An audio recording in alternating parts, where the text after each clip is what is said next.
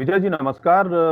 आज मैं आपसे नमस्कार। ये जानना चाहता हूँ कि भारत में जो बड़े पैमाने पर सोने की तस्करी होती है, उसके पीछे मूल रूप से कारण क्या है? क्योंकि हम ये पा रहे हैं कि इस साल के 2020 के जनवरी, फरवरी और मार्च महीने में जब तक लॉकडाउन घोषित नहीं हुआ था, उसके पहले ही दक्षिण भारत के कई एयरपोर्ट्स पे करोड़ों रुपए का सोना जो है बरामद हुआ था। एक ही खेप कुछ 42 या 45 किलो की तक पकड़ी गई है।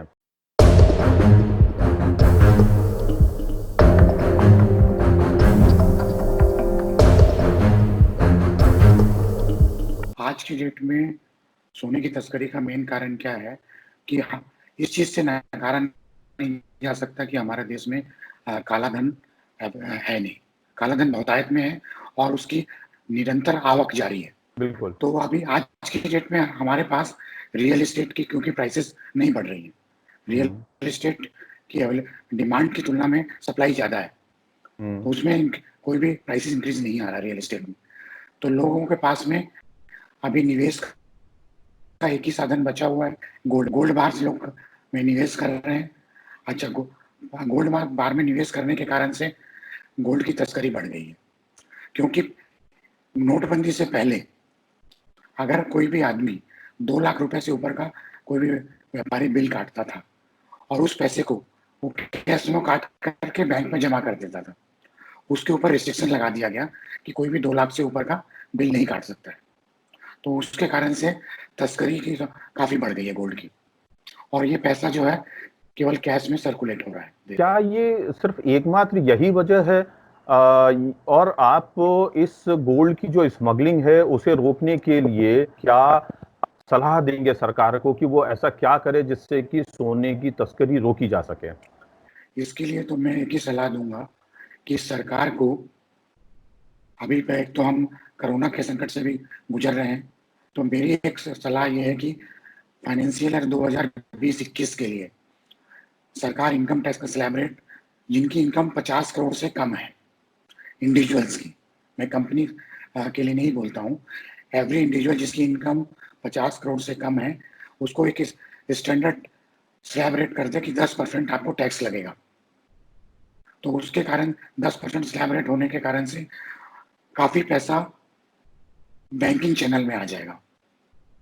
बैंकिंग चैनल में आ जाएगा तो वो पैसा ऑलवेज सरकार को राजस्व देगा। अगर बैंकिंग चैनल में 100 करोड़ रुपए आता है एग्जाम्पल के लिए, तो वो हर साल सरकार को 80 से 90 करोड़ रुपए का राजस्व देता है एडिशनल।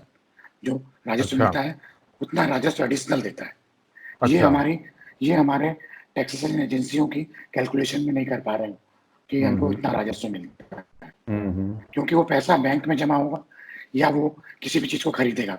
हम्म। तो मल्टीपल, ये एक बार बाजार में आता है तो आज जैसे मान लीजिए आपने मेरे से कुछ खरीदा, फिर मैं किसी दूसरे से खरीदूंगा, फिर तीसरा चौथे से खरीदे, ऐसा करके ये बाजार में सर्कुलेट होता है। हम्म। और आज जैसे बैंक में अगर किसी ने इस पैसे को बैंक में फिक्स डिपॉजिट कर दिया, तो हम्म। व्यापार जगत उसका उसको लोन के रूप में ले लेता है। हम्म। और हाँ, एक स्टैंडर्ड कॉन्सेप्ट है कि बैंक जो लोन देता है आपके हम्म। टर्नओवर का 20% देता है। हम्म। अगर आपका 100 करोड़ का टर्नओवर है तो आपको 20 करोड़ का लोन देगा। हम्म। तो 100 करोड़ रुपए के ऊपर में 18% टैक्स आप देखते हैं। तो हम्म। आज मान लीजिए बीस बीस करोड़ लोन दिया, 20 करोड़ के अगेंस्ट में उसको 18 करोड़ का सरकार को टैक्स मिल गया एज ए जीएसटी। हम्म। क्योंकि जो बिल्कुल। जो गोल्ड में निवेश करते हैं वो नहीं तो लग्जरी चीजों में निवेश करें। तो अच्छा। हमने सरकार को कई बार रिकमेंडेशन दी है कि कम से कम जो B2C है, मतलब बिजनेस टू कंज्यूमर, हम्म। उसके ऊपर में केवाईसी नॉर्म्स को आप थोड़ा शिथिल हम्म। करिए। हम्म। उसको जो है जिससे कि व्यापारी कैश मेमो के अगेंस्ट में माल बेच करके उस पैसे को बैंक में जमा कर सके। तो ये गोल्ड की तस्करी काफी कम हो जाएगी और देश में जो है राजस्व काफी बढ़ जाएगा। अभी जैसे जीएसटी का राजस्व की कल्पना कर रहे थे, उसके आसातित राजस्व देश में नहीं बढ़ रहा है। उसका मेन कारण यही है। हमारी जो अफसरशाही है, हमारी जो राजनीति है, हमारा जो व्यापारी वर्ग है, यहाँ तक कि हमारा जो नौकरी पेशा वर्ग है या मध्यम वर्ग है, वो भी बहुत बड़े पैमाने पर करप्शन करता है और उस करप्शन से जो कमाई होती है वो उसका गोल्ड खरीदता है।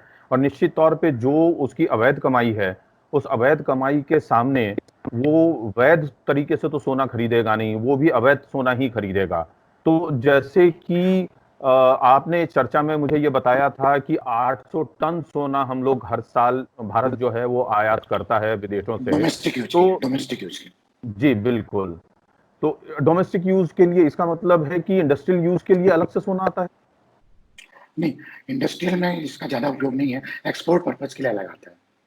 जो हम अच्छा। लोग इंपोर्ट करके ज्वेलरी जो एक्सपोर्ट करते हैं, हम्म। वो क्वांटिटी अलग है।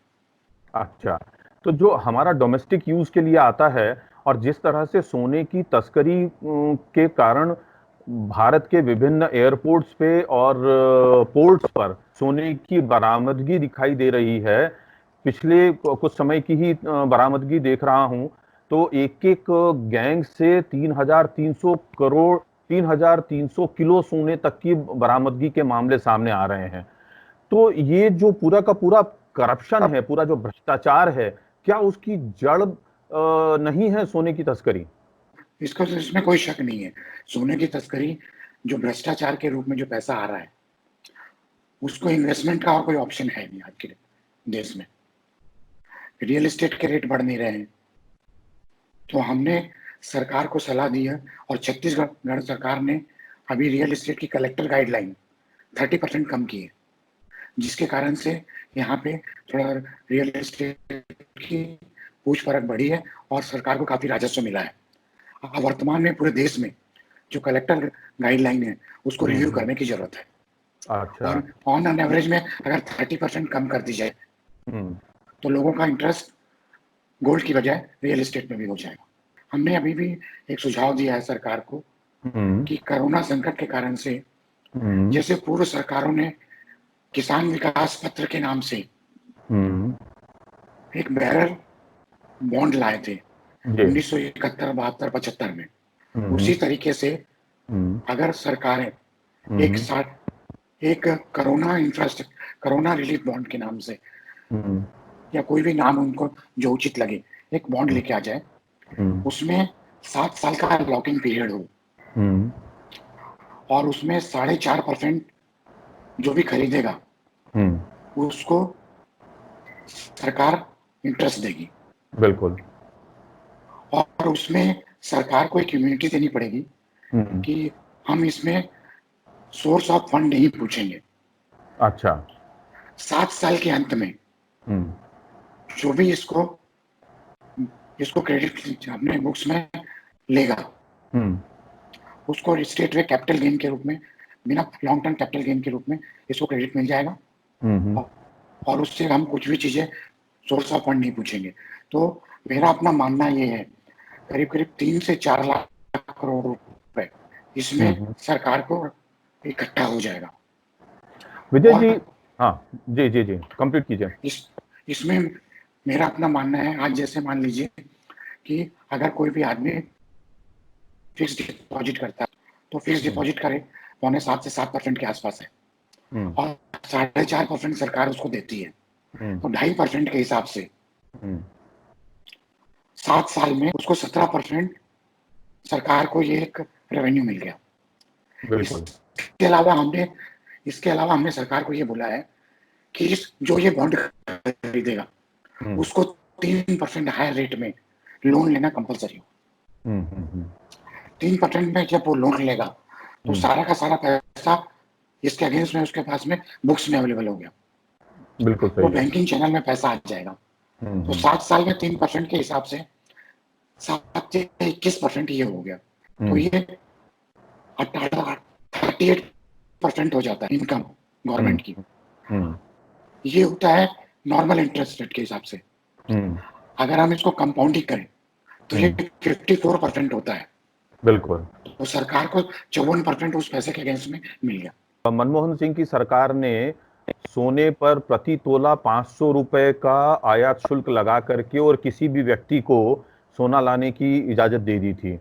उस समय में बड़ी मात्रा में इस तरीके से सोना आने लगा था और सरकार को भी बड़ा अच्छा राजस्व मिलने लगा था और तस्करी लगभग न के बराबर हो गई थी, क्योंकि तस्करों के लिए जो बहुत ही मोटी मलाई होती है वो वाला हिस्सा उसमें से निकल गया था। जैसे आज के वक्त में मैं देख रहा हूं कि सोना जिस हाइट पे पहुंचा हुआ है, जिस रेट बार को टच कर रहा है, उसमें करीब करीब सोने के जो तस्कर हैं उन्हें 4.5 लाख रुपए से लेकर के 6 लाख रुपए प्रति किलो तक बचत हो रही है। तो इसलिए वो लोग ज्यादा सोना ला रहे हैं। तो क्या इस गवर्नमेंट को भी इस तरह की कोई योजना के बारे में विचार करना चाहिए? नहीं, मेरे हिसाब से इस पे सोने पे अभी आज की डेट में 3% जीएसटी है। हम्म। हमारा तो एक ही कहना ये है कि सरकार बिक्री के जो नियम है, कैश मेमो फाड़ने के अगेंस्ट में बिक्री के नियम, उसको शिथिल कर दे। एक अभी टाइम बीइंग जब तक क्राइसिस चल रहा है, शिथिल कर दे, तो सरकार को राजस्व भी मिलेगा और तस्करी रुक जाएगी, सारा ऑफिशियल चैनल से पैसा आएगा, मैं बात गोल्ड मैं आएगा। बात मैं बात कर रहा हूं कस्टम ड्यूटी की, क्योंकि कस्टम ड्यूटी उस वक्त सिर्फ 500 रुपए प्रति तोला कर दी गई थी, जो अब अभी बहुत आज की ज्यादा डेट हो। में नहीं, आज की डेट में 3% जीएसटी भी है एडिशनल। हाँ जी, वही मैं कह रहा हूँ। तो वो भी टैक्स सरकार को, अभी बेसिकली क्या हो रहा है, पहले मनमोहन सिंह जी की सरकार के समय अगर आप कैश में सेल्स करते हैं कंज्यूमर को, हम्म तो कोई रेजिस्टेंस नहीं थे, आप किसी भी अमाउंट का कैश में फाड़ करके कंज्यूमर को माल दे सकते हैं। हम्म उस पैसे को व्यापारी अपने हम्म बैंक में जमा कर देता था, हम्म तो सरकार को राजस्व स्टेट पे मिल जाता था। उस समय स्मगलिंग की एक्टिविटीज पे लगाम लगती थी। अब वो हम्म उन्होंने विड्रॉ कर लिया है कि आप 2 हम्म, लाख से ऊपर का कैश में नहीं फाड़ सकते। कर ही नहीं अगर किसी सकते को हैं फाड़ते हैं तो। तो आप नहीं, अगर कैश में फाड़ते हैं तो आपको बैंकिंग चैनल से आपको उसका पेमेंट लेना पड़ेगा।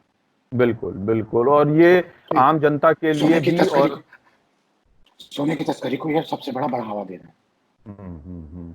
इसका मतलब यही हुआ कि आम जनता के लिए और दुकानदारों या सोने का जो कामकाज करने वाले लोग हैं, जेवरात का कामकाज करने वाले लोग हैं, उन सभी के लिए जो इस तरह की ये नई व्यवस्था है, ये नई व्यवस्था परेशानी का बायस बनी हुई है। भारत की जो इकोनॉमी है वो ब्लैक इकोनॉमी अपने आप में बनी हुई है। नोटबंदी के कारण क्या ब्लैक इकोनॉमी जो है वो गोल्ड के रूप में ज्यादा बढ़ी है? नहीं, नोटबंदी के कारण से हम मेरे अपने हिसाब से 5 गुना बढ़ गई है गोल्ड की कंजम्पशन, अच्छा। इसलिए तस्करी ज्यादा हो रही है।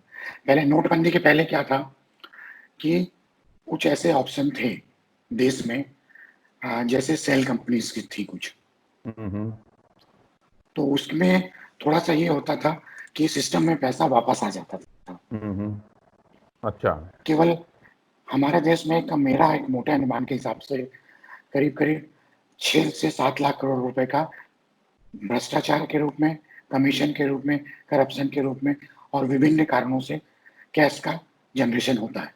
हम्म। नोटबंदी के पूर्व में करीब करीब 1 लाख करोड़ रुपए का गोल्ड में निवेश होता था। हम्म नोटबंदी के बाद दूसरे ऑप्शन सारे बंद हो गए हैं, तो हम्म सारा का सारा निवेश गोल्ड में होने लग गया और गोल्ड की तस्करी इसलिए बहुत ज्यादा हो रही है। पहले क्या होता था, गोल्ड में निवेश नहीं होता था, तो दूसरे चीजों के कारण से वो सिस्टम में पैसा आ जाता था, तो सरकार को राजस्व बहुत अधिक मिलता था और हमारे देश में जो ग्रोथ रेट था, हम्म इंडस्ट्रियल ग्रोथ रेट था, वो हम्म 11 से 12% जा रहा था। हम्म अभी हमारे देश में अगर हम पूर्ण पैमानों को माने तो ग्रोथ हम्म। रेट 1 से 2% के बीच में है।